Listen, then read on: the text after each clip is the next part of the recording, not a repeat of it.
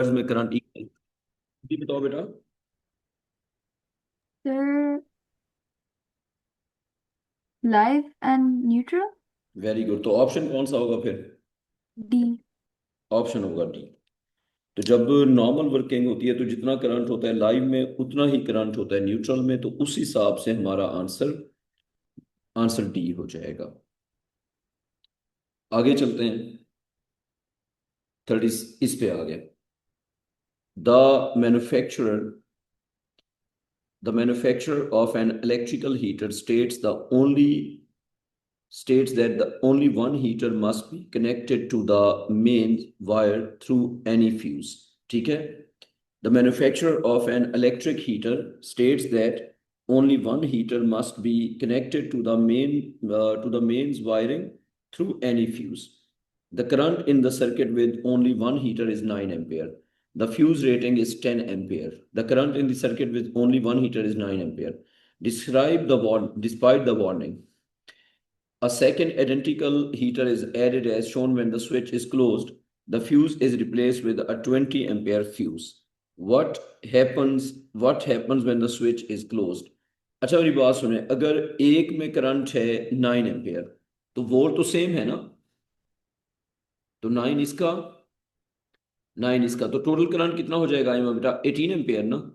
तो मुझे तो लगता है कि फ्यूज सेफ ही होगा। What happens when the switch is closed? Each heater only receives half the total current। नहीं, पता है क्या, जब पैरेलल में लगाते हैं सालार, जब चीजों को पैरेलल में लगाते हैं तो हर चीज अपना पूरा करंट खींचती है। समझ आइए बात सालार। जी। जब चीजों को लगाते हैं ना पैरेलल में तो हर चीज अपना पूरा करंट ही खींचती है। अच्छा, each heater receives twice the total current ना? The circuit wiring connecting the heaters to the main में ओवरहीट नहीं। The fuse melts when the heaters are switched on. अच्छा ठीक है ठीक है ठीक है, सी ठीक है। अम्मा बेटा आप बताएं सी क्यों ठीक है, जल्दी से देखें। फ्यूज मेल्ट नहीं करेगा। सलार तुम बताओगे कि फ्यूज मेल्ट क्यों नहीं करेगा, जल्दी से। क्योंकि ओवरलोड नहीं हो रहा। क्योंकि फ्यूज की जो रेटिंग है वो है 20 एम्पियर। अ- हाँ, अच्छा, हाँ, तो 20 एम्पेयर, 20 ठीक। एम्पियर से तो कम कम ही करंट है ना, करंट 20 एम्पियर से तो ग्रेटर नहीं हुआ। जी। अच्छा, अब हम आ गए जी नेक्स्ट क्वेश्चन पे। ठीक है, ये देखते हैं क्या है। A kettle is connected A kettle is connected to the 240 volt main supply using a plug containing 13 ampere fuse। एक प्लग है, उसके अंदर है 13 एम्पियर का फ्यूज। तो a kettle is connected to the 240 volt main supply using a plug containing 13 ampere fuse। The kettle contains water। When it is switched on, the fuse blow। जब cattle को हम on करते हैं तो fuse blow कर जाता है। ठीक है? This happens again after a new fuse is fitted. ये दोबारा भी होता है जब हम नया फ्यूज लगाते हैं। अच्छा, अब अगली बात क्या है। Someone replaces the fuse with a nail and the cattle works. वो क्या करता है, फ्यूज को रिप्लेस कर देता है नेल के साथ और कैटल वर्क करती है। What else might happen as a result of replacing the fuse with a nail? Aima बेटा सारे ऑप्शन पढ़ो, बताओ कौन सा ऑप्शन होगा। सलार, ऑप्शन पढ़ो और बताओ कौन सा ऑप्शन आपको करेक्ट लग रहा है। अच्छा, ए है a very large circuit overloading the wiring causing a fire. B the kettle boils the water less quickly. C the kettle uses more energy to boil water. D the water boils at higher temperature. हाँ जी, अभी इनमें से कौन सा option तुम्हें लग रहा है? अच्छा, मुझे बी लग रहा है।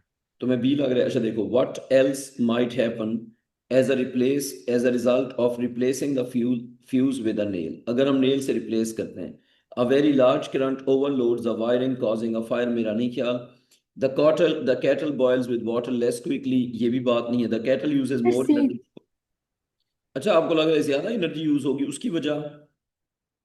फिर वाटर हाई टेम्परेचर में कैसे बॉयल होगा? फिक्स होता है उसका तो। हाँ देखिए, बात सुने। कैटल को हमने लगाया 240 वोल्ट से। अब बात को समझते हैं। ओके। प्लग है 13 एम्पियर का, कैटल में वाटर है। ठीक है? When it is switched on the fuse blows. अच्छा, फ्यूज जो है ना वो हाई रेजिस्टेंस होती है, तो मेरे ख्याल से सर्किट की रेजिस्टेंस कम हो गई है तो करंट ज्यादा हो जाएगा। मुझे लगता है कि करंट ज्यादा होने वाला ऑप्शन हमें ठीक लग सकता है। A very large current overload the wiring causing a fire. मेरे ख्याल से ए ऑप्शन ठीक होगा। सर मुझे आइमा, सारी प्रोपोर्शनैलिटी सब भूल चुकी है। हाँ मुझे तो ए लग रहा है। ये जरा अब्दुल्ला इसका देखो, इसका तुम्हें कौन सा आंसर ठीक लग रहा है? सलार तुम्हें कौन सा लग रहा है? मुझे ए लग रहा है। देखो ना, अगर अगर हम फ्यूज को हटा के सर्किट को चला देते हैं तो आग ही लगनी है ना। समझ आ रही है बात? एक बार अच्छा पढ़ो और ठीक बताओ। है। सर्किट को दस्ती चला दिया है, फ्यूज की जगह नेल लगा दिया ना ताकि चलता रहे।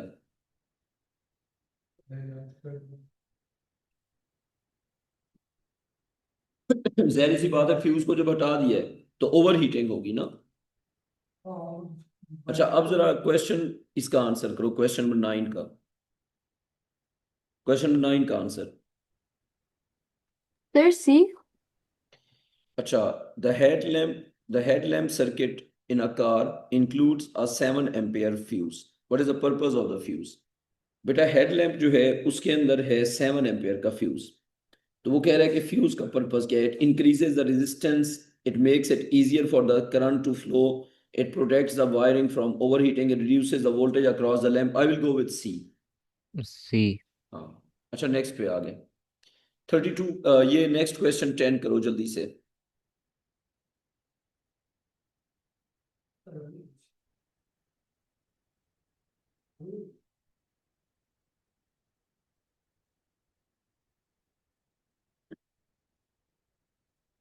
ये सर्किट है हेयर ड्रायर का, ठीक है। इसमें दो लगे हुए हीटर और एक फैन मोटर है, ठीक है। The fan motor has a power rating of 0.1 kilowatt and the heaters each have a rating of 0.4 kilowatt. The cost of electricity is 8 cents per kilowatt hour. What is the cost of running the hair dryers for 2 hours with switches P and Q closed and R open? अच्छा, P close है, Q भी close है और R open है। एक minute, जो fan motor है उसकी रेटिंग कितना है? 0.1। तो चल रही है ना। और हीटर की रेटिंग कितना है? 0.4। तो ओवरऑल फिर बिजली कितना खर्च हो रही है? 0.5 ना। और कितने टाइम तक चला रहे हैं? 2 आवर्स तक चला रहे हैं। सर ये ऐड करते हैं, मल्टीप्लाई नहीं करते? नहीं नहीं, ऐड करते हैं वो इसलिए कि टोटल किलो वॉट्स निकालते हैं ना, सर्किट के total kilo watts. Total kilo watts ठीक होते है हैं ठीक है, सारे। वो मैंने गलत पढ़ा था, ठीक है। हाँ वही ना, देखें टोटल किलो वॉट्स। हाँ, टोटल किलो वॉट्स होते हैं कि सारे किलो वॉट्स को ऐड करते जाओ। तो ये देखें, इसके हो गए 0.1 kilo watt, zero sir point one Farooq आप मिस वर्क भी प्लीज भेज दें। क्या भेजना है मैंने? Missed work. वो इंशाल्लाह मैं अभी आज की क्लास के बाद फौरन भेजूंगा। सर कल का था और मैंने आपको मैसेज किया था मैं आपको डेट्स। सारी नोटबुक्स भेजता हूँ ना। अच्छा, 0.1 किलो वॉट, 0.4 किलो वॉट हैं। कल तो मैं बीमार हो गया था यार। 0.5 किलो वॉट हैं। हाँ, मेरी हेल्थ काफ़ी थोड़ी सी ख़राब चल रही थी लेकिन आज मैं ठीक हूँ। आज मैंने अदरक वाली चाय पी है, रोज़ा नहीं रखा हुआ। आज मेरा रोज़ा नहीं है, मैंने अदरक वाली चाय पी है 2 आवर्स। अब हम यूं करेंगे ना, हम कहेंगे किलो वॉट आवर्स। तो बेटा हम क्या कहेंगे? Kilo watt hours. अब देखें हमारे पास 0.5 है किलो वॉट्स। कितने किलो वॉट्स हैं बेटा? 0.5। और आवर्स हैं हमारे पास 2। तो ओवरऑल कितना हो गया? 1 किलो वॉट आवर। खर्चा कितना है? 8 cents per kilo watt hour. तो ये हो जाएगा 8 टाइम्स 1। तो ये 8 ही आ जाएगा। सो 8 किलो वॉट आवर या 8 cents. D is the answer. तो आइमा बेटा क्या आंसर हो गया? D answer. बताएं, समझ आ गई या कोई कंफ्यूजन है? जी क्लियर? सर समझ आ गया। नेक्स्ट पे आ गए, question number 11। Sir B. Why are why are metal casings of electrical appliances earthed? metal casings को अर्थ क्यों करते हैं? अच्छा, आप कह रही हैं ऑप्शन बी होगा। To ensure the casing is not at a dangerous voltage. ये केसिंग को अर्थ इसलिए करते हैं कि केसिंग जो है वो डेंजरस वोल्टेज पे नहीं है। एक सेकेंड रुक जाना। टू कंप्लीट द सर्किट ना। अच्छा, to ensure the fuse blows when the current is too large to protect the appliance from over. इनमें से आपको कौन सा ठीक लग रहा है बताओ। अच्छा, तो आई अर्थिंग थिंक करने का बी, पर्पस। बिकॉज नहीं, डी मेरे तो मुझे बी इसका नहीं नहीं होगा। लग रहा, मेरी बात सुने। To ensure the casing is not at dangerous voltage, कुछ टाइम के लिए तो वो जाएगी डेंजरस वोल्टेज पे, उसको प्रोटेक्ट उस तरह नहीं कर लेता। To ensure the fuse blows when the current in the appliance is too large, ये ठीक है। टू प्रो बताता हूँ बेटा, बी सी ऑप्शन ठीक है, क्योंकि देखें जब आपने अर्थिंग की होगी, ठीक है, तो एक मिनट, नहीं नहीं नहीं नहीं, ये करंट वाली बात नहीं होगी। तो उस हिसाब से अगर देखें तो मेरे हिसाब से जो मुझे आंसर समझ आ रहा है, मैं तो जाऊंगा, आप लोग ठीक कह रहे हैं, इन सब में से बी ही ठीक है, क्योंकि बाकी दोनों ऑप्शन बन नहीं रहे ना। फिर मैं इतनी कंफ्यूज हो गई था। नहीं नहीं, आप ठीक कह रही हैं, क्योंकि जब डेंजरस वोल्टेज होगी तो वो उसकी अर्थिंग उसको फ्लो करवाएगी ना। आपका सही था। अच्छा, question number 12। The power of an electric heater is 3 kilowatt. The heater is switched on for a time of 2 hours and 30 minutes. The cost of using the heater for this time is 120 cents. What is the cost of 1 kilowatt of electrical energy? तो इसकी हम करते हैं calculation. इसकी क्या करते हैं हम? कैलकुलेशन। तो यूं स्टार्ट करते हैं। इलेक्ट्रिक हीटर की पावर है 3 kilowatt. The heater is switch on for 2 hours and 30 minutes। उसको हमने ऑन किया हुआ है कितने टाइम तक? 2.5 आवर्स तक। और हमें जो पैसा लगा है वो है 120 सेंट्स, और 1 किलोवाट का जो कास्ट है वो हमने करना है फाइंड। तो एक काम करते हैं, पहले सबसे पहले हम निकालते हैं किलोवाट आवर्स। सबसे पहले हम क्या निकालते हैं? Kilo watt hours. तो किलोवाट आवर्स की अगर हम बात करेंगे तो 3 kilowatts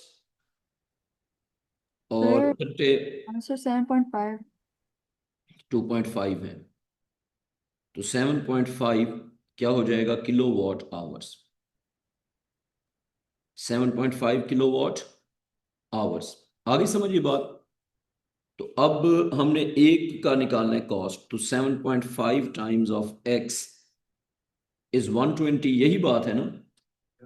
x will be 120/7.5। Abdullah भाई आंसर बताओ, 120/7.5 क्या हो जाएगा? कितना आ जाएगा? 60,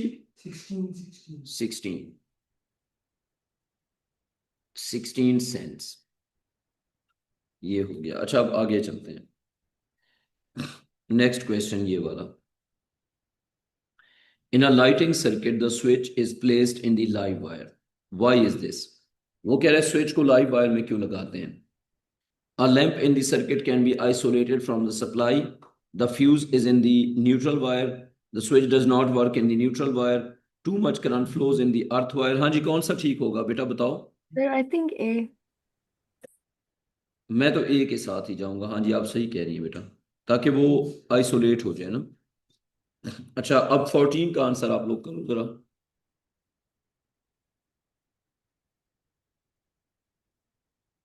फिर सी। अच्छा, which cable transmits electrical energy at the highest voltage? A cable from a bicycle dynamo to a dynamo to a lamp, household lighting cable, a power cable between towns, an electric cooker। ये तो सवाल पूछने वाला है ही नहीं, ये तो अंधे को भी पता है कि सी है। नेक्स्ट करो। हाँ इमा बेटा, नेक्स्ट वाले का आंसर बताओ। A lamp is connected to main plug, ठीक है। Where are the switch and fuse connected so the lamp is safe to use? ए। अच्छा, कह रहे स्विच को कहाँ लगाएं और फ्यूज को कहाँ लगाएं? दोनों को लगाते हैं लाइव वायर पे। आइमा बेटा, स्विच बस। और फ्यूज दोनों को कहाँ पे लगाते हैं? लाइव वायर पे। अगला सवाल, question 36 number 16। A mains electric circuit is fitted with a circuit breaker rather than a fuse. Where is the circuit breaker connected and what happens when the current is too large? वो कह रहे हैं circuit breaker को कहाँ पे लगाते हैं और क्या होगा अगर करंट बहुत लार्ज होगा, ठीक है। सर्किट ब्रेकर को हमेशा लगाते हैं लाइव वायर पे। फिर बी। और a thin wire melts and breaks the circuit and electromagnet, circuit breaker है तो फिर तो इलेक्ट्रोमैग्नेट होगा, बी होगा। नेक्स्ट क्वेश्चन जरा करो। A student calculates the amount of energy used by an electric heater. What is the equation for calculating the energy in kilowatt hours? तो it will be current into voltage into time. Current should be, अच्छा kilowatt hour है ना, ये ख्याल रखो। तो ये थोड़ा सा डिफिकल्ट है। तो मेरे हिसाब से ये होना चाहिए कौन सा, डी होगा बेटा। पता है क्यों? 1000 पे डिवाइड करके किलो वॉट बन जाएगा ना, क्योंकि आई इंटू वी जो है वो वॉट होता है, और आई इंटू वी ओवर 1000 करेंगे तो क्या होगा, किलो वॉट। सही हो गया। अब आगे चले गए। Question number 18। अच्छा, a 240 volt mains circuit contains 60 watt lamps in parallel. At the time when the lamps are switched on, the filaments are cooled and the current is 4 times as large as the final steady current in the circuit. What is the initial current supplied by the main supply? वो कह रहे हैं आपको क्या लगता है initial current क्या होगा? शुरू वाला करंट ना 4 टाइम्स था। अच्छा, अ 240 volt main circuit contains 860 what. ये जो रेटिंग होती है ना इमाम बेटा, ये होती है स्टेबल करंट की। राइट। ये स्टेबल होने के बाद की रेटिंग है। तो इससे हम जो है ना एक नॉर्मल करंट निकाल सकते हैं। तो हमारे पास करंट आ जाएगा वॉट। फिर ये 60 के बजाय हम 480 नहीं रखेंगे? नहीं नहीं, पहले हम नॉर्मल करंट निकाल रहे हैं, फिर उसको उसको फिर 4 टाइम्स करेंगे ना। तो सर एक ही बार कर दें आप। नहीं, एक बार नहीं कर रहे ना। 60/240 ये आ गया 1 ओवर कितना, 4, 0.245। तो इसको 4 टाइम्स करेंगे तो 1 एम्पियर। ठीक है। यस। आ गई बेटा समझ? यस। रात वाली क्लास ली थी या लेना मैं कर दो शुरू ना है? बस लेना कर दो शुरू, ताकि तैयारी हो ना एग्जाम की।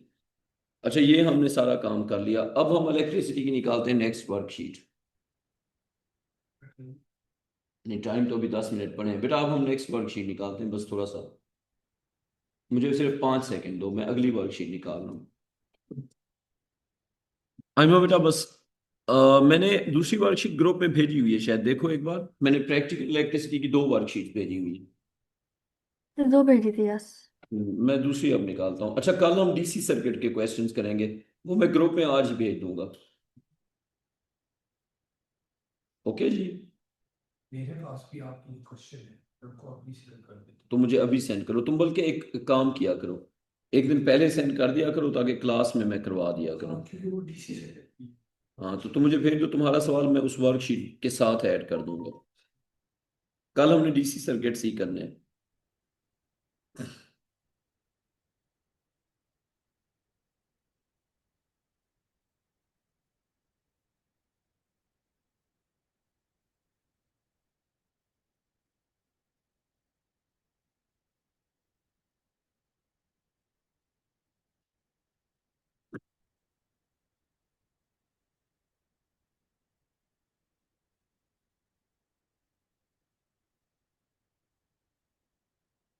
अच्छा आइमा बेटा, ये हम यहाँ, आइमा बेटा ये बल्कि कल ही कंटिन्यू कर लेते हैं, ठीक है? इसके आगे फिर कल कंटिन्यू करते हैं। ओके सर, अल्लाह हाफिज। हाँ। हाँ अब्दुल्ला, तुम अपना सवाल ले आओ। कल डिजिटल में तुम कल देना फिर। ठीक है, अभी हम 5 मिनट की ब्रेक करते हैं, हम रिलैक्स करते हैं मेंटली, दिमाग को सुकून देते हैं।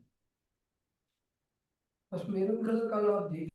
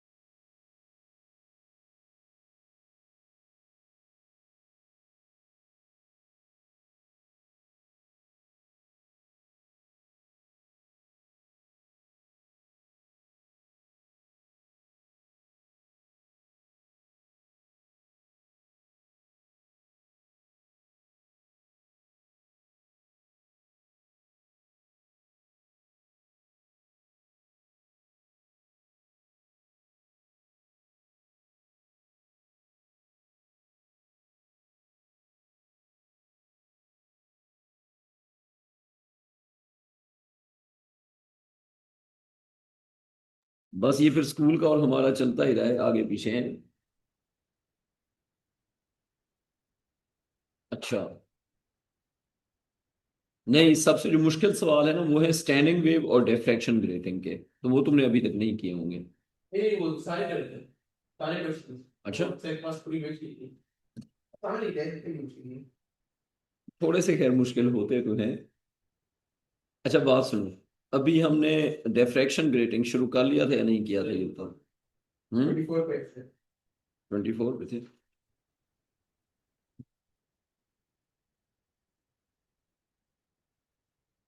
यहाँ पे है, आई थिंक मुझे ऐसे याद पड़ रहा है, ऐसे ही है। अच्छा, मैंने तुम्हें क्या सिखाया है कि लेजर जब आएगा तो वो इस तरह से डिफ्रैक्ट कर जाएगा। अच्छा, अब लेजर की जो ओरिजिनल डायरेक्शन होती है उसको हम कहते हैं जीरो ऑर्डर मैक्सिमम। लेजर की ओरिजिनल डायरेक्शन को क्या कहते हैं? Zero order maximum. And you can see के क्यों, क्योंकि इस पे जो पॉइंट ओवरलैप करते हैं वो इन फेज होते हैं। इस पे जो पॉइंट ओवरलैप करते हैं वो क्या होते हैं? वो होते हैं इन फेज। तो जैसे अब यहां पे अगर हम देखते हैं तो all the crests are overlapping. यहां पे अगर हम देखते हैं तो all the troughs are overlapping. इसी तरह अगर आगे देखते जाएं तो crest are overlapping and so on, ठीक है। तो इस डायरेक्शन को कहते हैं जीरो ऑर्डर मैक्सिमम। अब असल में क्या होगा होता है? असल में अब ये देखो, ये हो गया जीरो ऑर्डर, ये कौन सा ऑर्डर हो गया? Zero order. Zero order. और मैंने एक सर्टेन एंगल थीटा दिखाया हुआ है, थीटा पे जो रेज है वो इस तरह से है, ठीक है। आगे समझिए बात। अगली ड्राइंग के अंदर अब कौन से पॉइंट ओवरलैप करते हैं? ये जो पॉइंट पी होता है, किसके ऊपर? रे नंबर 1 के साथ। इसके साथ जो ओवरलैप करते हैं वो होते हैं point Q, point R, point S, point T, point U. बात समझ आ गई? ये ओवरलैपिंग पॉइंट्स होते हैं। अब मेरा एक सवाल है आपसे, पी तो ओपनिंग के ऊपर है, क्यू ने पी से कितना डिस्टेंस ज्यादा ट्रेवल किया है? Distance Y. डिस्टेंस वाई, उस डिस्टेंस को हमने क्या कहा हुआ है? Distance Y. अब हम आगे आ गए। अब अगर हमने डिस्टेंस वाई की इक्वेशन फाइंड करनी है तो मुझे ये बताओ, अगर ये एंगल होगा थीटा तो अंदर वाला एंगल कितना होगा? 90 माइनस थीटा। अच्छा, फर्ज करें हम अगर फाइंड करते हैं इक्वेशन। अब यहां पे मैं इक्वेशन फाइंड करूंगा, आप एक बार देख लें। किसकी? वाई की।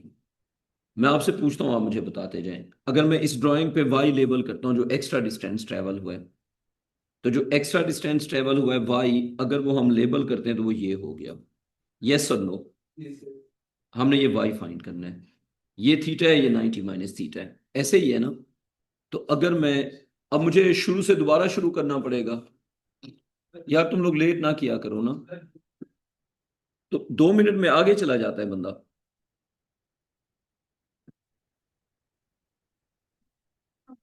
सलाम बेटा। बच्चों अब देखो ना, तुम लोग लेट हो गए, अब मुझे दोबारा शुरू करना पड़ेगा ना। सर को कहा करो टाइम पे छोड़ दिया करें। सर को आज मैं खुद मैसेज करूंगा, मैं कहूंगा सर आप जो है मेरे बच्चों को फेल करवा देंगे फिजिक्स में। अच्छा, अब मुझे ये बताओ जरा, बेटा आ जाओ, रेहान आ जाओ। हम इस पेज पे थे, क्या था ये बताओ जरा। खुबैब ये क्या था यहाँ पे जी? अच्छा, अब समझते जाओ मुहिब। ये थी लेजर, ये क्या थी खुबैब? Diffraction grating. और इसके आगे लाइट जा रही है डिफरेंट डायरेक्शंस में, 0 डिग्रीज, 20 डिग्रीज, 30 डिग्रीज, 45 डिग्रीज, ठीक है। इसी तरह अगर नीचे से देखते हैं 20 डिग्री, 30 डिग्री, 45 डिग्रीज। अच्छा मुहिब, इस ड्राइंग के अंदर जो चीज हमें नजर आ रही है वो ये है, बेटा आपको क्या नजर आ रहा है इस ड्राइंग में? डिफरेंट डायरेक्शन में जो रेज जा रही हैं, डिफरेंट डायरेक्शन में जो रेज जा रही है वो आपस में ओवरलैप कर रही हैं। अच्छा, इस ड्राइंग में क्या नजर आ रहा है हमें कि डिफरेंट डायरेक्शन में जो रेज जा रही है वो आपस में क्या कर रही है? ओवरलैप। मैं सर्कल करूंगा, आप बताएंगे कौन से एंगल पे जा रही है। ये वाली रेज किस एंगल पे है? सब की सब 45। ये वाली किस एंगल पे है? 30 एंड सो ऑन। अच्छा, अब पेज नंबर, इनके पेजेस नहीं डले हुए, हम हैं पेज नंबर 23 पे। और ये जो ये वाले पेजेस हैं ये आपके डॉक्यूमेंट में नहीं होंगे because they are for explanation. 23 के बाद ये वाले पेजेस नहीं है, ये एक्सप्लेनेशन के लिए है ना, ये आपको जरूरत नहीं है, समझना है सिर्फ इनको। अच्छा, आप देखें यहाँ पे पहुंच गए। बेटा ये वाला पेज आपके डॉक्यूमेंट में नहीं होगा, आप सिर्फ बोर्ड पे देखें। अच्छा, ये समझ आ गई कि डिफ्रैक्शन ग्रेटिंग का प्रोसेस क्या होता है? लाइट फैलती है, ठीक है। अब डिफरेंट एंगल्स पे, पहली बात, क्या लेजर की लाइट आपस में इन फेज थी या नहीं थी? सब ओपनिंग्स आपस में क्या थे? इन फेज। जो सीधी लाइट जाती है, ये सीधी लाइट, इसको हम कहते हैं जीरो ऑर्डर मैक्सिमम। क्या कहते हैं सीधी लाइट को? Zero order maximum. इसके जो ओवरलैपिंग पॉइंट्स होते हैं वो इन फेज होते हैं, कंस्ट्रक्टिव इंटरफेरेंस। बात समझ आ गई? लेजर से जो सीधी लाइट जाती है वो क्या करती है? Constructive overlap. आगे आगे, अब हम एक सर्टेन डायरेक्शन ले रहे हैं थीटा। ये सारी रेज एंगल थीटा पे जा रही हैं। क्या ये सब रेज आपस में पैरेलल है या नहीं है? पैरेलल है। और आपस में क्या करेंगी? ओवरलैप करेंगी।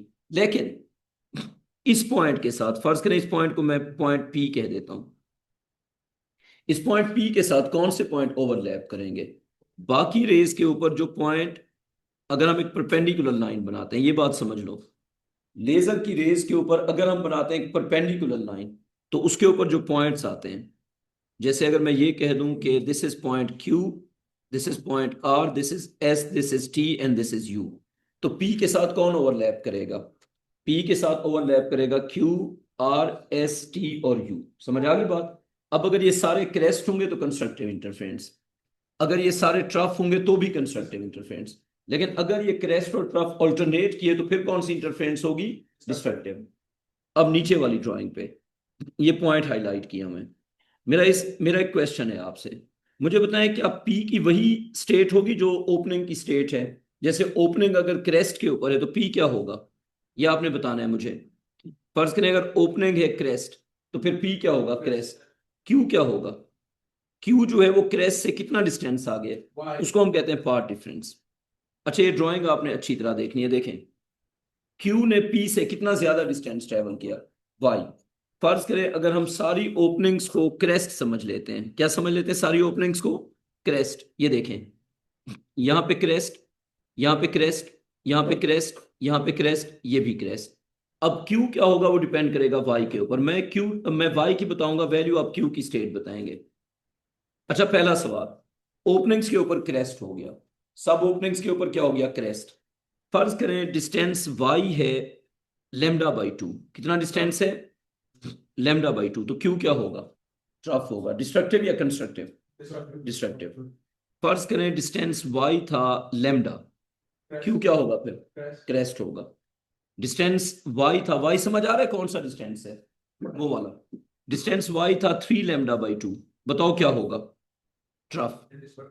तो क्या मैं ये कह दूं कि this distance y will decide the phase of q? Yes और no? This distance y is called path difference. इसको क्या कहते हैं? Path difference. मुझे जल्दी से बताना है, अगर y 5 लैम्डा हो तो q क्या होगा? अगर y हो 5 लैम्डा तो q क्या होगा? It will be a crest. अगर y हो 10 लैम्डा क्या होगा? क्रेस्ट। y कोई भी whole number multiple of lambda होगा तो q क्या होगा? क्रेस्ट। और इंटरफेरेंस कौन सी होगी? कंस्ट्रक्टिव। लेकिन अगर y होगा lambda by 2, 3 lambda by 2, 5 lambda by 2, तो फिर q क्या होगा? ट्रफ। फिर इंटरफेरेंस कौन सी होगी? डिस्ट्रक्टिव। ये आइडिया आ गया समझ? अच्छा, अब y का फार्मूला फाइंड करते हैं। मेरा पहला सवाल, अगर ये लाइट एंगल थीटा पे जा रही है तो मुझे बताएं कि ये नीचे वाला एंगल कितना होगा? सोचें जरा। देखें, अगर ऊपर वाला एंगल है थीटा तो नीचे वाला एंगल क्या होगा? 90 माइनस थीटा। सही हो गया। अब ये डिस्टेंस y मैं फाइंड करता हूं, आपने सिर्फ ऑब्जर्व करना है, मैं आपसे पूछूंगा, आप मुझे बताते जाएं। आपको समझ आ रही है डिस्टेंस y कौन सा होगा उस ड्राइंग के ऊपर? देखें, p है हमारे पास इस जगह पे, ये हो गया p, और q कहां पे नजर आ रहा है ना? ये q हो गया। अब डिस्टेंस y को पहले हाईलाइट करते हैं। This is distance y। हमने इस डिस्टेंस y को फाइंड करना है। एक क्वेश्चन मेरा, अगर ये एंगल है 90 माइनस थीटा, ये कितना होगा बताते जाओ? 90 माइनस थीटा। और ये कितना हुआ? थीटा। अच्छा, इसी तरह अगर हम इसको आगे चलाते जाएं, ये कितना होगा एंगल? थीटा। और ये कितना होगा? 90 माइनस थीटा। इस तरह चलता जाएगा, ठीक। अब आप मुझे ये बताएं कि अगर हम हाईलाइट करते हैं फॉर एग्जांपल ये वाला एंगल, कितना होगा ये एंगल? ये एंगल होगा 90 माइनस थीटा। मैं थोड़ा सा पेन छोटा कर लूं। ये एंगल क्या होगा? 90 माइनस थीटा। अब जो चीज मैं पूछूंगा आप बताते जाएंगे। आप मुझे ये बताएं कि ये एंगल कितना है? ये एंगल, ये लाइन हमने 90 पे बनाई हुई है, ये एंगल हो गया 90, ये डिस्टेंस हो गया y, ये एंगल हो गया 90 माइनस थीटा, आप मुझे बताएं ये डिस्टेंस कितना होगा, what is the name given to this distance, focus करो, क्या कहते हैं इस डिस्टेंस को? इस डिस्टेंस को कहते हैं स्लिट टू स्लिट डिस्टेंस। क्या होता है ये, इसको डी से रिप्रेजेंट करते हैं, नाम बताओ क्या होगा?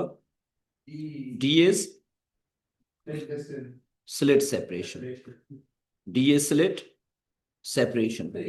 अच्छा, मतलब ये हुआ कि इधर से लेके इधर तक ये डिस्टेंस क्या होता है, ये जो गैप होता है ये डी होता है। ये आ गई समझ, क्लियर यहां तक? हमने y को फाइंड करना है, डिस्टेंस y हमें फाइंड करना है in terms of D and theta. अब जो ट्रायंगल बन रही है उसको हम साइड पे बना लेते हैं, ट्रायंगल पे फोकस करना है। ये है जी ट्रायंगल, इसमें q कहाँ पे, p कहाँ पे है? इसमें इस जगह पे है q, इस जगह पे है p, और यहाँ पे जो ओपनिंग है इसको हम कह देते हैं S1 और इस वाले ओपनिंग को S2। ये दो ओपनिंग्स को हमने टारगेट किया है, ये हो गया S1 और ये क्या हो गया S2। S1 से S2 तक कितना डिस्टेंस है, डी स्लिट सेपरेशन। अच्छा, ये एंगल कितना बन रहा है ऊपर से देख के बताओ, 90 माइनस थीटा। और आपको फाइंड कौन सा करना है, ये डिस्टेंस। अच्छा, वाई क्यों फाइंड करना है, क्योंकि क्यू वाले पॉइंट ने पी वाले पॉइंट से कितना ज्यादा ट्रेवल किया है, डिस्टेंस वाई। अच्छा, एक और सवाल, आर वाले पॉइंट ने कितना एक्स्ट्रा डिस्टेंस ट्रेवल किया, फोकस करो जरा। आर वाले पॉइंट ने ये एक्स्ट्रा डिस्टेंस ट्रेवल किया है, इसको फर्ज करें मैं जी कह देता हूं, समझ आ रही बात? एस वाले ने कितना ज्यादा ट्रेवल किया, देखो जरा, एस वाला जो पॉइंट है उसने कितना एक्स्ट्रा ट्रेवल किया है, ये हो गया।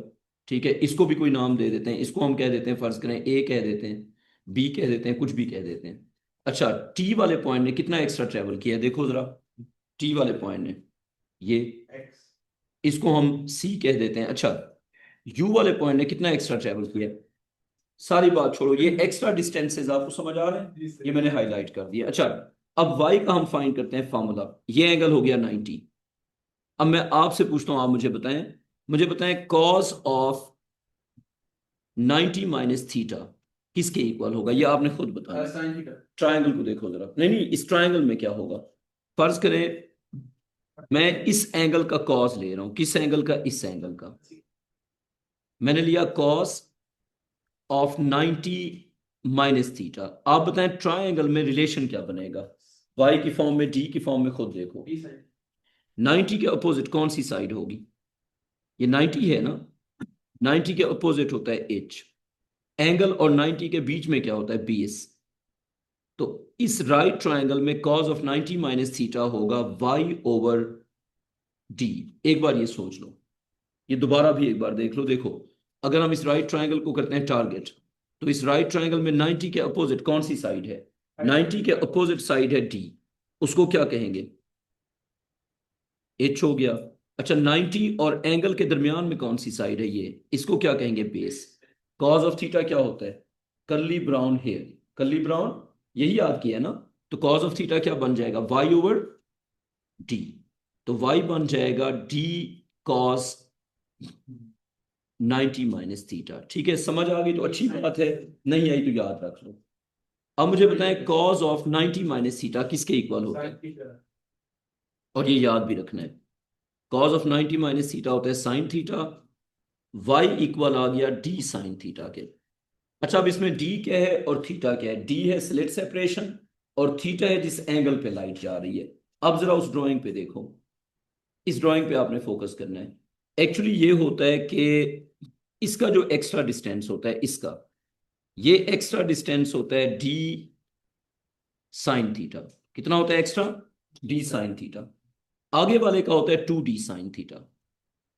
और अगर आपको मैथमेटिकल डिटेल समझ नहीं आई, कोई बात नहीं है, ये याद रखोगे तो भी चलेगा। ठीक, मैथमेटिकल डेरिवेशन अगर आपको समझ नहीं आई तो नो प्रॉब्लम, याद तो रख सकते हो ना। क्यू ने कितना एक्स्ट्रा ट्रेवल किया, डी साइन थीटा, आर ने कितना किया, 2d साइन थीटा। वजह, ये डबल हो गया, डबल हो गया। अगर बेस डबल होगा तो वो साइड भी डबल होगी, ट्रायंगल इसी तरह चलती है, रेशो में चलते हैं ना, एक साइड डबल होगी तो दूसरी साइड भी क्या हो जाएगी, डबल। अब देखो, अगर एक साइड ट्रिपल होगी, दूसरी साइड क्या होगी, वो भी ट्रिपल, तो 3d साइन थीटा, ये क्या होगा 4d साइन थीटा, ये क्या होगा 5d साइन थीटा।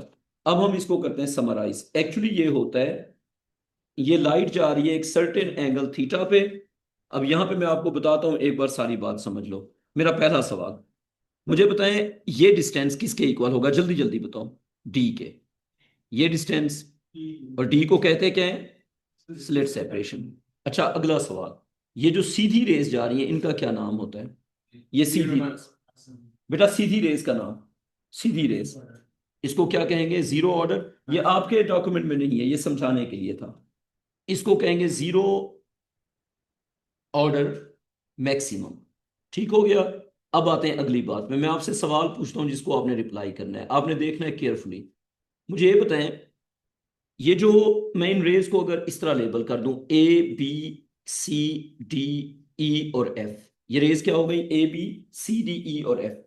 ए बी सी डी और एफ में कॉमन बात क्या है? इनका एंगल। अगर ये एंगल थीटा होगा तो ये एंगल क्या होगा? ना ना, ये एंगल अगर थीटा है तो ये एंगल, ये एंगल, ये एंगल, ये एंगल, ये एंगल, ये सब क्या होंगे? So can we say that these are the rays at angle theta. Theta could be 10 degrees 20 degrees, कोई भी एंगल। अब क्वेश्चन ये है कि अगर हम इन रेज के ऊपर ये पॉइंट पी लेते हैं, ये पॉइंट पी बिल्कुल ओपनिंग के ऊपर है, इसके साथ बाकी कौन से पॉइंट ओवरलैप कर रहे थे? ये परपेंडिकुलर। तो पी के साथ जो पॉइंट ओवरलैप करते हैं ये अप्लाई होगा आगे भी। फर्ज करें अगर मैं ये पॉइंट ले लूं एक्स, इसके साथ कौन से पॉइंट ओवरलैप करेंगे? The perpendicular. एक्स से ओवरलैप करेगा वाई, वाई से ओवरलैप करेगा सी। ये रेज मर्ज्ड होती हैं, क्या होती हैं? मर्ज्ड। तो ये सारे पॉइंट्स ओवरलैप्ड होते हैं, तो पी से ओवरलैप करेगा क्यू और आर और एस और टी और यू। अच्छा, जो ओपनिंग्स हैं वो आपस में क्या होंगी? इन फेज। क्या होंगी? इन फेज। अब फर्ज करें पी है क्रेस्ट, तो क्यू क्रेस्ट भी हो सकता है, ट्रफ भी हो सकता है। डिपेंड किस पे करेगा? डिपेंड करेगा जो उसने एक्स्ट्रा डिस्टेंस ट्रेवल किया है।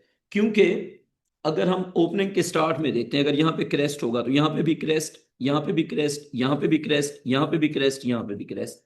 लेजर की वजह से ओपनिंग्स हो चुकी हैं इन फेज। अब ओपनिंग पे तो क्रेस्ट हो गया, आगे क्या मिलेगा वो डिस्टेंस पे डिपेंड करता है। अब पहला क्वेश्चन, मैं डिस्टेंस पूछता हूँ, आप मुझे बताते जाएं ये डिस्टेंस कितना होगा, जल्दी से बताओ। हाँ जी, ये डिस्टेंस y होगा जो कि इक्वल होगा d की फॉर्म में क्या होगा? हाँ जी, ये डिस्टेंस होगा d साइन थीटा। अब मेरा सवाल, अगर d साइन थीटा लेमडा होगा, अगर d साइन थीटा लेमडा होगा तो q का फेज क्या होगा? बेटा बोर्ड पे देखो, अगर d साइन थीटा लेमडा के इक्वल हो जाए तो q पे आपको क्या मिलेगा? यहाँ पे क्रेस्ट है, ओपनिंग के ऊपर है क्रेस्ट। थोड़ा सा स्लो हो जाते हैं, देखो Q है d साइन थीटा के बाद, बात समझ आ गई? ओपनिंग के ऊपर आपको क्या मिल रहा है? क्रेस्ट। अगर d साइन थीटा इक्वल हो गया लेमडा के, तो बताओ लेमडा के बाद आपको क्या मिलेगा? क्रेस्ट मिलेगा। अगर d साइन थीटा इक्वल हो गया लेमडा बाई 2 के, तब ट्रफ मिलेगा। So can we say that कि d साइन थीटा की वैल्यू डिसाइड करेगी q क्या होगा। ठीक है। अब जो ऊपर वाले पॉइंट्स हैं r s t, वो सब उनके डिस्टेंसेस क्या होंगे? डिस्टेंस डबल ट्रिपल होते जाएंगे। ये डिस्टेंस कितना होगा? ये डिस्टेंस होगा 2d साइन थीटा। ये डिस्टेंस 3d साइन थीटा। तो रेस के ऊपर जो ओवरलैपिंग पॉइंट्स होते हैं उनका जो एक्स्ट्रा पाथ होता है वो इस तरह चलता है, d sine theta, 2d sine theta, 3d sine theta. ये कितना होगा? 4d sine theta. और ऊपर वाला कितना होगा? 5d sine theta. अब ये सारी बात रखनी है दिमाग में, और एक टेबल आपने करना है फिल। कहानी समझ आ गई? अब मैं टेबल पे चला गया, ये टेबल है। इस टेबल से आपको आइडिया होगा कि एक्चुअली क्या हो रहा है। फर्ज करें अगर d साइन थीटा होगा लेमडा, अगर d साइन थीटा क्या होगा? लेमडा। और d साइन थीटा के बाद पॉइंट कौन सा आ रहा है? ऊपर देखो जरा, d साइन थीटा के बाद कौन सा पॉइंट आ रहा है? It's point q। तो मुझे बताएं कि अगर d साइन थीटा होगा लेमडा तो 2d साइन थीटा क्या होगा? 2 lambda. 3d sine theta 4 lambda 5 lambda. अच्छा, अब d साइन थीटा के बाद हमें मिला q, 2d साइन थीटा के बाद मिला r, 3d साइन थीटा के बाद s, 4d साइन थीटा के बाद t, 5d साइन थीटा के बाद u। अब पॉइंट p जो है, p इनमें से कोई भी नहीं है। क्यों? क्योंकि p जो है वो तो ओपनिंग पे है ना। समझ आ गई बात? अब p के साथ बाकियों की स्टेट को कंपेयर करना है। अगर p पे क्रेस्ट होगा तो लेमडा के बाद क्या मिलेगा? क्रेस्ट। 2 लेमडा के बाद 3 लैम्डा के बाद क्रेस्ट, इंटरफेरेंस होगी कंस्ट्रक्टिव, और इसको कहेंगे क्या, इसको कहेंगे, क्योंकि डी साइन थीटा है 1 लैम्डा, तो फर्स्ट ऑर्डर मैक्सिमम, क्या कहेंगे, फर्स्ट ऑर्डर मैक्सिमम।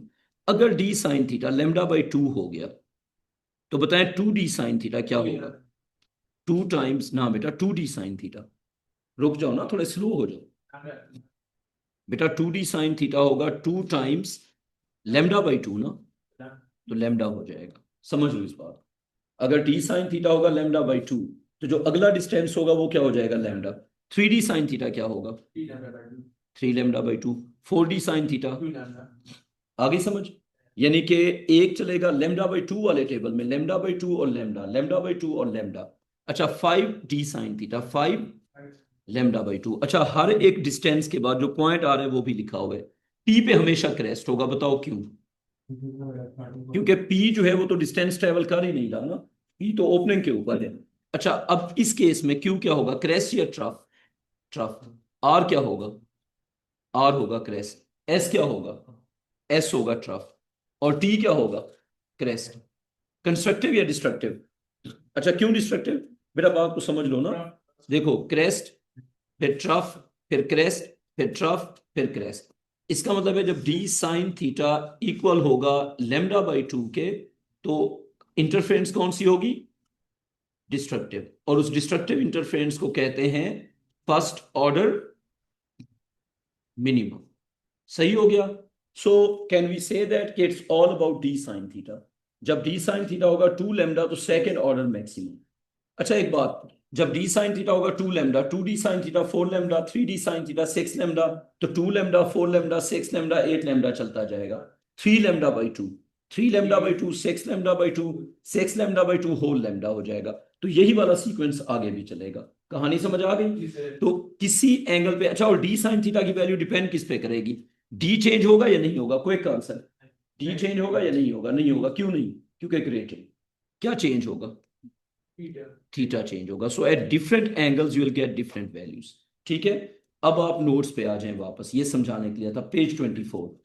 अब मैंने समझा दिया, अब पैटर्न जो मिलता है वो इस तरह का होता है। और ये जो मैंने स्क्रीन दिखाई हुई ये पता है कहाँ पे होती है, ये मैं ऊपर तुम्हें बताता हूँ कि कहाँ पे होती है। ये देखो, ये जो मैं पैटर्न दिखा रहा हूँ, इसमें एक चीज दिमाग में रखनी है कि ये स्क्रीन यहाँ पे है। जब स्क्रीन यहाँ पे होगी तो आप इसको एक बार देख लें कि स्क्रीन के ऊपर असल में पढ़ क्या रहा है। बेसिकली स्क्रीन के ऊपर ये जो रेज जा रही है ना डिफरेंट डायरेक्शंस में, ये पढ़ रही है। अब फर्ज करो सेंटर वाली जगह पे होगी ब्राइट इंटरफेरेंस, तो आपको क्या नजर आएगा, वहां पे आपको ब्राइट जगह नजर आएगी, यहाँ पे ब्राइट होगा। फिर बीच वाली जगह पे अगर डार्क या डिस्ट्रक्टिव इंटरफेरेंस होगी तो क्या हो जाएगा, यहाँ पे डार्क। इस तरह डार्क ब्राइट इंटरचेंज होता रहेगा। तो अब इनकी लेबलिंग ऑलरेडी की हुई है। सबसे सेंटर वाली जगह को क्या कहते हैं, जीरो ऑर्डर मैक्सिमम। फिर क्या होगा, first order maximum, first order minimum, इस तरह चलता जाएगा नीचे से भी। एक और बात, इसमें और डबल स्लिट के पैटर्न में मेन डिफरेंस क्या नजर आ रहा है, देख के बताओ। जो डबल स्लिट का पैटर्न था वो मैं दोबारा दिखा देता हूं, ये देख लो एक बार, देख लिया, ये पैटर्न एक बार देख लो, इस पैटर्न को देखो, फिर देखो इस पैटर्न को, दोनों में मेन डिफरेंस क्या नजर आ रहा है। उसमें फ्रिंजेस यूनिफॉर्म थी, इसमें फ्रिंजेस नॉन यूनिफॉर्म है। अच्छा उसमें हम डिफाइन करते हैं फ्रिंज सेपरेशन, उसमें हम डिफाइन करते हैं फ्रिंज सेपरेशन, इसमें नहीं करते, इसमें एंगल्स डिफाइन करते हैं। अच्छा अब मैं लाइन बनाता हूं, आप बताएंगे इस लाइन का नाम क्या होगा, जल्दी से। What is the name given to this line, जल्दी। Zero order maximum. All the angles are taken with zero order maximum. अच्छा ये लाइन कहां पे जा रही है, देखो जरा, फर्स्ट ऑर्डर मैक्सिमम। ये लाइन कहां पे जा रही है, सेकेंड ऑर्डर मैक्सिमम। मिनिमम मैंने अभी इग्नोर कर दिया। अच्छा जीरो ऑर्डर मैक्सिमम और फर्स्ट ऑर्डर मैक्सिमम का जो एंगल होता है, ये एंगल, इसको कहते हैं थीटा वन। क्या कहते हैं इसको, थीटा वन। अच्छा जीरो ऑर्डर मैक्सिमम और सेकेंड ऑर्डर मैक्सिमम का जो एंगल होता है, ये एंगल, इसको कहते हैं थीटा टू। अब फॉर्मूला क्या होगा देख लें, first order maximum d sine theta one equals to 1 lambda, second order maximum. अब ये समझ आ गई कि डी साइन थीटा कहां से आ रहा है, वो जो डिस्टेंसेस थे, d sine theta 2 is equal to 2 lambda. Confusion तो नहीं हुआ ना। अच्छा अब कोई भी nth ऑर्डर मैक्सिमम क्या फॉर्मूला होगा, कोई भी nth ऑर्डर मैक्सिमम पेज पे है ये, डी साइन थीटा एन, इसमें डी क्या होगा, स्लिट सेपरेशन, थीटा एन क्या होगा, उसका angle with the zero order. अच्छा, अब डी क्या हो गया, d is the slit separation, n क्या हो गया, nth ऑर्डर मैक्सिमम, लेमडा क्या हो गया, वेवलेंथ ऑफ लेजर, लेमडा क्या हो गया, wavelength of laser, theta n क्या हो गया, angle of nth order maximum with zero order maximum. कहानी क्लियर। अब ये जो अगला फॉर्मूला लिखा हुआ है इसकी हमने डेरिवेशन करनी है, पढ़ लो एक बार क्या लिखा हुआ है। आपने प्रूव करना है n max is equal to d over lambda. N max होता क्या है बेसिकली, मैं आपको उस ड्राइंग पे बता देता हूं। यहाँ पे एन मैक्स 2 होगा। एन मैक्स का मतलब होता है कितनी ब्राइट लाइंस है, number of bright lines is called an max. Repeat करूं या बात समझ आ गई, number of bright lines is called an max. अब नीचे आते हैं, एन मैक्स होता है maximum number of orders of maxima, maximum numbers of orders of maxima on, ये आपने लिखना है सारा, ये टोटल की बात हो रही है या हर एक साइड की, ये लिखना होगा। maximum number of orders of maxima on each side of zero order, on each side of zero order maximum। इस बात को एक बार समझ लो, maximum number of orders of maxima, लेकिन दोनों साइड्स पे लिख रहे हो या नहीं लिख रहे, यानी कि ऊपर वाली ब्राइट लाइंस और नीचे वाली bright line, it's not total, 3 ऊपर 3 नीचे, तो एन मैक्स 3 होगा, एन टोटल 7 होगा।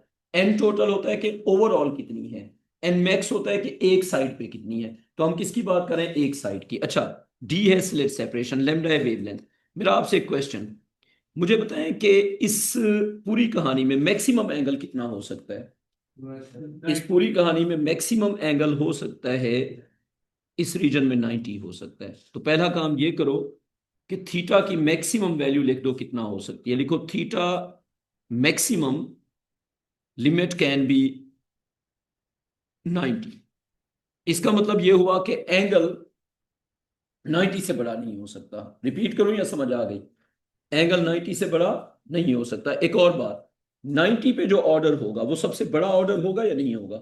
फर्ज करें 10 डिग्रीज पे, 20 डिग्रीज पे, 30 डिग्रीज पे क्या होता जाएगा, नंबर इंक्रीज करता जाएगा ना। सबसे हाईएस्ट नंबर कहां पे हो सकता है, 90 डिग्रीज पे हो सकता है, 90 से पहले हो, लेकिन हाईएस्ट पॉसिबिलिटी कहां पे, 90 पे। तो हम यूं कह सकते हैं कि पहले फॉर्मूला ये वाला लिखो, d sine theta n is equal to, थोड़ा सा रुक जाओ, d sine theta n is equal to n lambda. अच्छा, सवाल पूछो अपना बेटा, कोई हो जाएगा, इट्स पॉसिबल फॉर्म करता है, जो डिफ्रैक्शन होती है ना वो 90 पे भी होती है। अगर 90 पे जो लाइट जा रही है, अच्छा जब डिफ्रैक्शन होती है ना तो पूरे रीजन में होती है। सो इफ यू से कि 90 पे रेज नहीं होंगी इस ड्राइंग के अंदर, तो ये तो मैंने बनाई हुई है ना, 90 पे भी जाती हैं, ऑल दो मैंने बनाई नहीं है। समझ आ रही है मैं क्या कह रहा हूँ, लाइट 90 पे भी जाती है, और 90 पे इंटरफेरेंस डिस्ट्रक्टिव कंस्ट्रक्टिव कुछ भी हो सकती है। तो जो 90 पे लाइट जाएगी अगर वो कंस्ट्रक्टिव इंटरफेरेंस कर गई तो फिर क्या होगा, ये हो गया हमारा फार्मूला। इसमें आप पहली बात ये लिखो कि लिखो if theta n is equal to 90 then that n number will be n maximum. बात को समझ लो, अगर हम एंगल को 90 ले लेते हैं तो जो एन होगा वो भी एन मैक्सिमम होगा। समझ आइए बात, एंगल मैक्सिमम तो नंबर भी मैक्सिमम। वैल्यूज पुट करो, d sine 90 is equal to n max times lambda, तो ये आ जाएगा n max is equal to d over lambda. लेकिन इससे हमें आंसर नहीं मिलेगा, उसकी एक वजह है, इसमें हमने एक एजम्पशन ड्रॉ किया है, वो ये कि 90 डिग्रीज पे हमें ब्राइट लाइन मिलेगी। सो क्या पता 90 डिग्रीज पे डार्क लाइन मिले। मेरी बात समझ आ रही है, क्या इस डेरिवेशन में हमने ये एजम्पशन ड्रॉ किया या नहीं किया कि 90 डिग्रीज पे कंस्ट्रक्टिव इंटरफेरेंस होगी। ऐसा भी तो हो सकता है ना कि 90 डिग्रीज पे पार्शियल इंटरफेरेंस हो, ऐसा भी हो सकता है कि 90 डिग्रीज पे डिस्ट्रक्टिव इंटरफेरेंस हो। तो इस फॉर्मूले में हमारा एक एजम्पशन है, ये फॉर्मूला सिर्फ तब वैलिड होगा ओनली इफ 90 डिग्रीज इस कौन सी इंटरफेरेंस, कंस्ट्रक्टिव। तो उसका फिर सोल्यूशन पता है हम क्या निकालेंगे, उसका सोल्यूशन हम ये निकालेंगे कि जब हमें मैक्सिमम ऑर्डर्स फाइंड करने होंगे तो हम एक पूरा प्रोसेस करेंगे। वो प्रोसेस यहाँ पे लिखा हुआ है। आपने 26 पेज के बॉटम पे जाना है, 26 पेज के बॉटम पे, 26 पेज के बॉटम पे जाओ, चले गए। अच्छा, अब हेडिंग पढ़ो, क्या लिखा हुआ है, क्या चीज, दोबारा दिखाऊं, सिंपल थी एकदम। अच्छा, इस डेरिवेशन में हमारा एजम्पशन था या नहीं था? एजम्पशन क्या था कि 90 पे भी है मैक्सिमम, जो कि हो भी सकता है और नहीं भी हो सकता। अगर 90 पे मैक्सिमम होगा तो ये फार्मूला अप्लाई होगा, ना हुआ मैक्सिमम तो फिर ये फार्मूला अप्लाई नहीं होगा।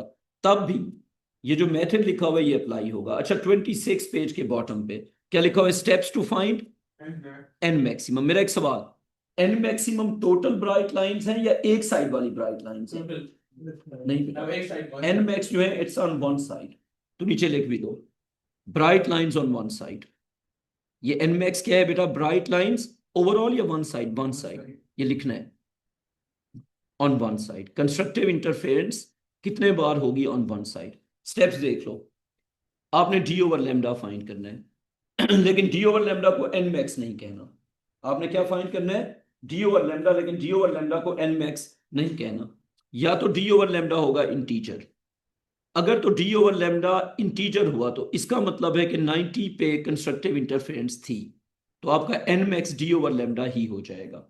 अगर डी ओवर लेमडा इंटीजर आ गया तो इसका मतलब है योर एजम्पशन वाज वैलिड, और डी ओवर लेमडा क्या हो जाएगा, एन मैक्स हो जाएगा।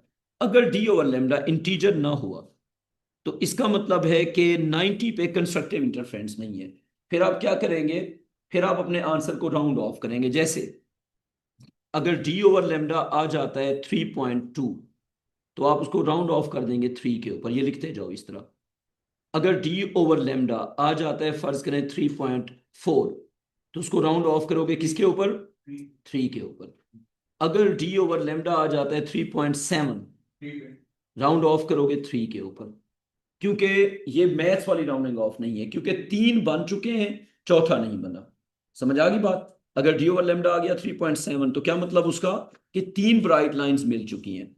अगर डी ओवर लेमडा आ जाए 3.9 तब किस पे राउंड ऑफ करेंगे, तब भी 3 पे। So you have to round it off to the lower integer. अब पूरी बात पढ़ो, if d over lambda is not an integer then it will be rounded off to the lower integer. बात समझ आ गई? उससे हमें क्या मिल जाएगा, एन मैक्स। थोड़े से नोट्स हमने स्किप किए थे, वो भी एक बार देख लेते हैं। एन मैक्स क्या होगा और एन टोटल क्या होगा। चलें, इस ड्राइंग के अंदर मुझे आप बताएं एन मैक्स कितना होगा। ये जो ड्राइंग बनी हुई है ये है डिफ्रैक्शन ग्रेटिंग, पीछे से लेजर, इसमें एन मैक्स बताना है कितना होगा। कितनी ब्राइट लाइंस हैं ऊपर वाली साइड पे, 1 2 3, तो एन मैक्स क्या होगा 3, और एन टोटल क्या होगा, 3 ऊपर 3 नीचे, टोटल कितना हो गया 7। तो एन टोटल होता है total number of orders of maxima on each side of zero order maximum. ये बोथ को ईच कर दो, बोथ से कंफ्यूजन कॉज हो रहे, बोथ की जगह क्या कर दो, ईच कर दो। Total number of orders of, sorry बच्चों, ये एन टोटल था, ये सही लिखा हुआ है, मैंने इसको एन मैक्स समझ लिया था। टोटल में यही है, total number of orders of maxima on both sides. अगर एन टोटल होगा तो बोथ साइड्स और दरमियान वाला भी काउंट होगा, ठीक है। अच्छा, एन मैक्स क्या होगा, orders of maxima on each side of zero order maximum. तो एन मैक्स होता है किसी एक साइड पे, एन टोटल होता है सभी मिला के। बात क्लियर? दोनों का रिलेशन क्या बनेगा, आखिरी इक्वेशन देख लो। देखो एन टोटल होगा, जितने होंगे ऊपर उतने होंगे नीचे, यस और नो। जितने होंगे ऊपर उतने होंगे नीचे, और ये 1 किसको रिप्रेजेंट करे, दरमियान वाले को, जीरो ऑर्डर। समझ आ गई बात? तो जितने ब्राइट लाइंस ऊपर की तरफ उतने ब्राइट लाइंस नीचे की तरफ, और दरमियान वाला जो है उसकी वजह से 1। तो फार्मूला क्या बन जाएगा, एन टोटल क्या आ जाएगा, 2n मैक्स प्लस 1। ठीक है, तो अगर आपको टोटल ब्राइट लाइंस फाइंड करनी होगी तो ये फार्मूला होगा। क्लियर यहां तक हो गया? एक आखिरी चीज, ग्रेटिंग की लाइंस पर यूनिट लेंथ। अच्छा, अब यहां पे मैंने आपको थोड़ा समझाने के लिए ग्रेटिंग को जूम इन किया हुआ है। पहले हेडिंग पढ़ लो, क्या लिखा हुआ है ऊपर, number of lines of grating per unit length. अच्छा, स्मॉलर एन और कैपिटल एन में क्या फर्क है? स्मॉलर एन होती है जो लाइट का पैटर्न है उसके ऊपर ब्राइट लाइंस, यानी कि लाइट की जो रंग बिरंगे पैटर्न बन रहे हैं वो स्मॉलर एन है। कैपिटल एन होता है प्लास्टिक की जो जाली है उसके अंदर कितनी लाइंस हैं, दो अलग चीजें। कैपिटल एन होता है कि ग्रेटिंग के अंदर कितनी बार लाइंस हैं, जबकि स्मॉलर एन क्या होता है कि आपका जो लाइट का पैटर्न है उसमें ब्राइट जगह कितनी बार है। फर्क समझ आ गया? अब कैपिटल एन है number of lines of grating, not the pattern, ठीक है ना, पर यूनिट लेंथ। ये मैंने उस जाली को जूम इन किया हुआ है। आप मुझे बताएं कि यहां से लेके यहां तक कितना लेंथ बताई हुई है? 1 मिलीमीटर। 1 मिलीमीटर में लाइंस कितनी है, काउंट करो। 8 लाइंस हैं, तो कैपिटल एन होगा 8 लाइंस, फिल करते जाओ, पर मिलीमीटर। समझ ये बात हादी? कैपिटल एन होता है lines of grating per unit length. 1 millimetre में कितनी लाइंस है? 8। सेंटीमीटर होता है 10 टाइम्स, उसमें कितनी लाइंस होगी बेटा? 80 नहीं हो जाएंगी? थोड़ी कॉमन सेंस यूज करो। मिलीमीटर में अगर 8 हैं तो सेंटीमीटर में कितनी होंगी? 80। 10 टाइम्स हो जाएंगी ना। मीटर में हो जाएंगी 1000 टाइम्स, कितनी हो गई? 8000। ये समझाने के लिए था, हर एक ग्रेटिंग में डिफरेंट लाइंस होती हैं, तो लाइंस पर यूनिट लेंथ का मतलब समझ आ गया। अच्छा, अब मेरा एक सवाल, 1 मिलीमीटर में डी कितने बार आ रहा है? कॉमन सेंस यूज करके देखो जरा, ये देखो, एक, गिनते जाओ, ये एक बार हो गया डी, 2 बार, 3, 4, 5, 6, 7, 8। तो क्या कह सकते हैं कि 8D इज 1 मिलीमीटर? तो फिर डी क्या हो जाएगा? 1/8 मिलीमीटर।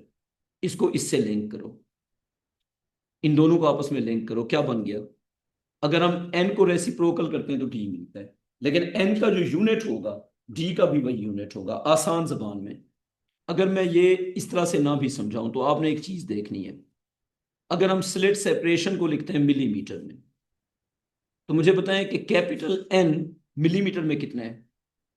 देखो, 1/8 लाइंस पर मिलीमीटर। समझ रही है मैं क्या कह रहा हूं? यानी कि जो लाइंस पर मिलीमीटर है उसका रेसिप्रोकल क्या होगा? D in millimetre. आइए समझ। अच्छा, अगर मैं सेंटीमीटर वाला यूज करूंगा तब क्या होगा? 1/80 लाइंस पर सेंटीमीटर। तो मुझे डी किस यूनिट में मिलेगा? डी सेंटीमीटर में। यानी कि लाइंस पर यूनिट लेंथ का जो रेसिप्रोकल है वो डी होता है। अब ये देखो, डी किसके इक्वल होगा? हमेशा 1/n के। लेकिन एक चीज का ख्याल रखना है, अगर n का यूनिट होगा मिलीमीटर इनवर्स तो d का यूनिट क्या होगा? मिलीमीटर। अगर n का यूनिट होगा सेंटीमीटर इनवर्स तो d का यूनिट क्या होगा? सेंटीमीटर। यूनिट की आ गई समझ? अगर n का यूनिट आपने यूज कर लिया, फर्ज करें मीटर इनवर्स, तो d का यूनिट क्या होगा फिर? मीटर। सो यूनिट्स को मैच करना है। कोई कंफ्यूजन अब यहां तक? तो फॉर्मूला क्या बन गया? Slit separation is one over lines of grating per unit length. Done. ये एक एग्जांपल क्वेश्चन है, ये मुझे आप करके दो, 28 पेज पे आपने खुद करना है और थोड़ा तेज करना है, बल्कि मिलके करते हैं, आपसे मैं पूछता जाऊंगा। आप एक बार क्वेश्चन पढ़ लें, एक बार क्वेश्चन रीड कर लें। बेटा क्वेश्चन एक बार रीड कर लो। A diffraction grating has 1000 lines per millimeter.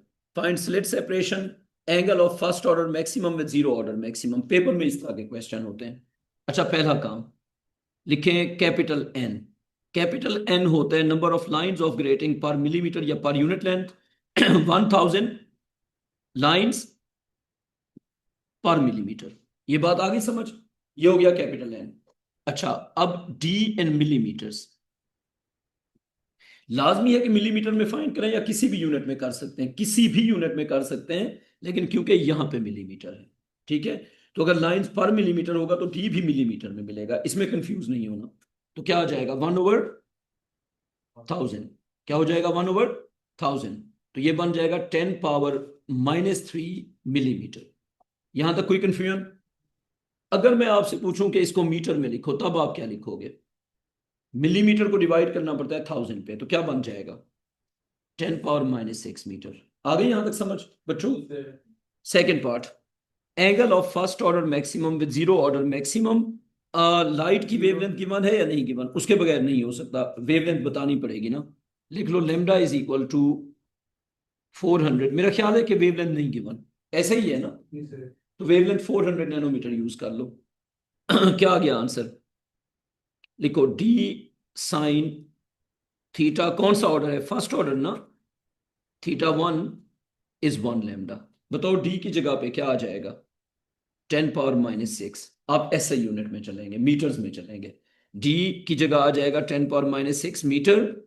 Sign of theta 1 आपने फाइंड करना है, 1 टाइम्स वेवलेंथ क्या आ जाएगी, 400 इंटू 10⁻�9। हुबैब आ गई समझ बच्चों? अब साइन ऑफ थीटा 1 को सब्जेक्ट बना लो, क्या आ जाएगा, sine of theta 1 is equal to 400 into 10⁻�9 divided by 10⁻�6। Hubaib answer बताओ थीटा 1 का साइन इनवर्स करके। हुबैब जल्दी यार। हाँ 23.57। ये गिवन नहीं था, मैंने खुद दिया है, ये गिवन नहीं था, मैंने कहा ये इज्यूम कर लो क्योंकि ये मिसिंग था। रुकैया ये मिसिंग था, ये गिवन होगा, सवाल में गिवन होगा, सब कुछ गिवन होगा। अच्छा अब जरा क्वेश्चन नंबर 2 देखो जल्दी से, उसके बाद अच्छा इस क्वेश्चन के बाद फिर हमारा सिर्फ स्टैंडिंग वेव रह जाएगा, स्टैंडिंग वेव करके वेव्स खत्म, उसके बाद वेव्स के पास पेपर, वीकेंड पे वेव्स के पास पेपर कराऊंगा, मंडे से फिर करेंगे डिफॉर्मेशन। हमारा भी जो काम रह जाएगा वो है डिफॉर्मेशन एंड न्यूक्लियर, वो हम अगले वीक में खत्म कर लेंगे। उसके बाद पास पेपर, उसके बाद सभी क्लासेस में पास पेपर, रिवीजन पास पेपर। अच्छा अब ये वाला क्वेश्चन देखो, a laser of wavelength 400 nanometer is projected on a diffraction grating having a slit separation of 0.2 millimeter. Find angle of second order maximum with zero order maximum. Simple question है, तो बताओ जी क्या आ जाएगा, lambda is 400 into 10 power -9 metre, ये सब कुछ given होगा। अच्छा डी कितना गिवन है, डी कितना गिवन है, 0.2 मिलीमीटर, यानी कि 0.2 into 10 power -3, 0.2 into 10 power -3 metres. अच्छा अब हमने फाइंड क्या करना है, angle of second order maximum with zero order maximum. तो d sine theta 2 is equal to 2 lambda. आती है समझ? क्या हम साइन थीटा 2 को सब्जेक्ट बना सकते हैं? The answer is yes. Sign theta 2 is 2 lambda over d sin theta 2 is equal to 2 times lambda की वैल्यू बताओ कितनी है, 400 into 10 पावर -9 और d की वैल्यू कितनी है, 0.2 टाइम्स 10 पावर -3। थीटा 2 फाइंड करके बताओ, 0.229 और ये डिग्रीज। कोई कंफ्यूजन इसमें कर दिया? अच्छा अब आ जाओ स्टैंडिंग वेव्स पे।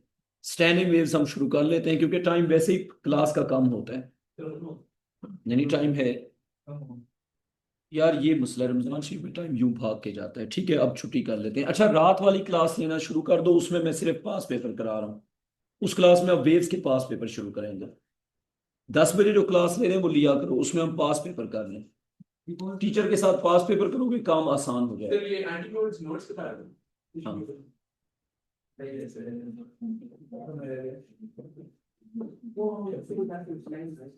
मुझे लगता है तुमने उसमें